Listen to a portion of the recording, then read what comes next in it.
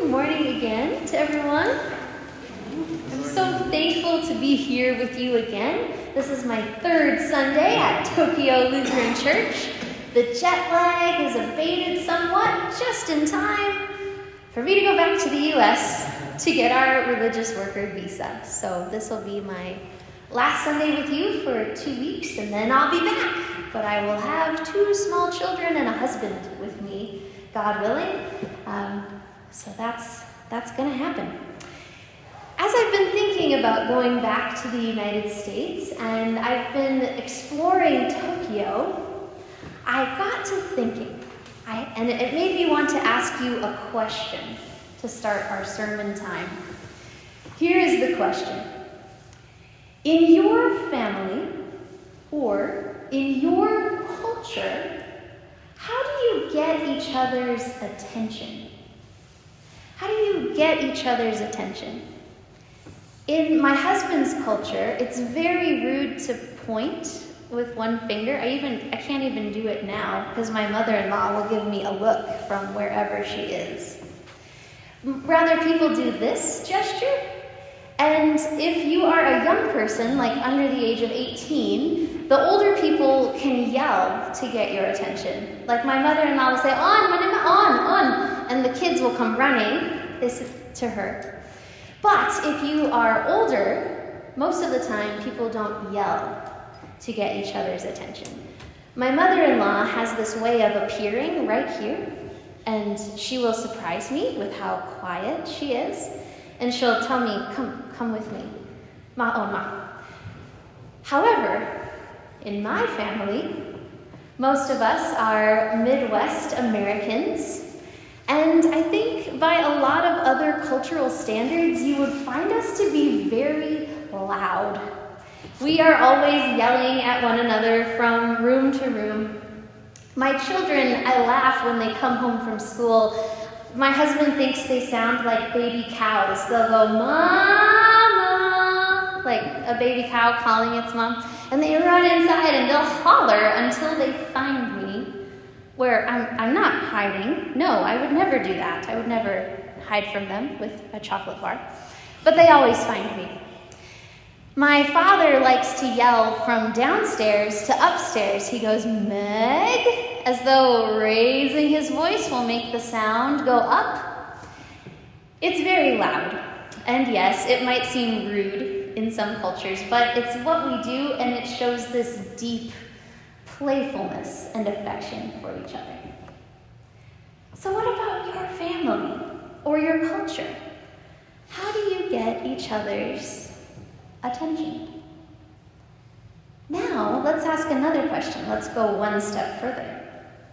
How does God get our attention? Have you ever wondered that? How does God get your attention? Do you think you have to have a lightning bolt sometimes? That might be helpful. Do you think it's in the silence, like with Elijah? Does God speak in silence? As I've been exploring Tokyo and feeling the rush and the loud noises and the trains and there's sirens randomly, and at 5 o'clock I heard beautiful music, and I thought, is this how they tell us an earthquake's coming? Like everything is beautiful in Tokyo. Does it happen with pleasant noises? And then someone told me, no, they're calling the children in. Is that right? Yes, it's time for the children to come home. So I said, okay, we're good. In all of the rush and all of the noise and everything going on, I found that my attention, instead of being distracted, it sort of narrowed. And I found myself a little bit numb, like I felt less. I got on the train, and what do you do when you get on the train and it's really crowded? Right? Anybody else do that? So you can avoid staring at the businessman right in front of you, yes? Or noticing how close someone's armpit is to your face if you're short like me. And that's why I think I started to reflect on how is God going to get my attention in a place like this? Luckily, I've noticed in Tokyo, and maybe it's part of Japanese culture, there is such attention to beauty. I've never lived in a city that has just random pops of beauty everywhere. I was walking through one neighborhood and there were cat statues all over the place. Pastor Megan loves cats. You need to know that about me. And it was so joyful. And for a moment, I had to pause and say, okay, God, is this your hand tapping me on the shoulder, reminding me that you're here? This week, we are challenged by our gospel story to ask ourselves, how is God getting our attention? For me this week, the last 2 weeks, it's been through what is beautiful, what feels like healing, what makes me be present in this moment, here and now. And in our gospel story, we're going to see how this God gets our attention through good things, and it begins the circle. When we experience those good things, we can then respond with gratitude and praise to God, and it completes this beautiful circle of faith and relationship with our Creator. So let's get into the gospel story. This is a beautiful gospel story. We have 10 men. And it's really interesting, as a quick aside, we read that Jesus is traveling between Samaria and Galilee. In the ancient Greek, that would not have been a practical way to travel. It would be like trying to get to China by going to Singapore and around. Like, you wouldn't do it. Rather, it's more of a metaphor. We read that Jesus is on his way to Jerusalem. What happens in Jerusalem? The cross, right? He's walking the way of the cross. And it's into this scene that these 10 men appear, and they're all clustered together. And I don't know if we in modern times can fully understand how isolated and alone these men would have been. In the ancient Greek, the word leprosy isn't correct. It's more of a skin condition where it literally looked like you were carrying death on your skin. The skin was molted, or it was a terrible, terrible disease. Leprosy doesn't cover it. And there was no cure. So you were perpetually unclean, which means you were unable to join the circle of being in community and in relationship to God because you couldn't purify yourself to go to the temple. And what's worse, in ancient times, someone would go before the lepers anytime they came to a town, and they would say, unclean, unclean, to announce that these men were coming through. Can you imagine how heartbreaking that would be? The shame that they carried on their very bodies. And you notice in the gospel, they don't even get close to Jesus. They stay far away because they know that they are unclean. But I love that they still call out to him. They beg him for mercy. They're trying to get Jesus' attention. And Jesus has a very interesting response. He tells them to go where? If you peek in your gospel, where does he tell them to go? The temple.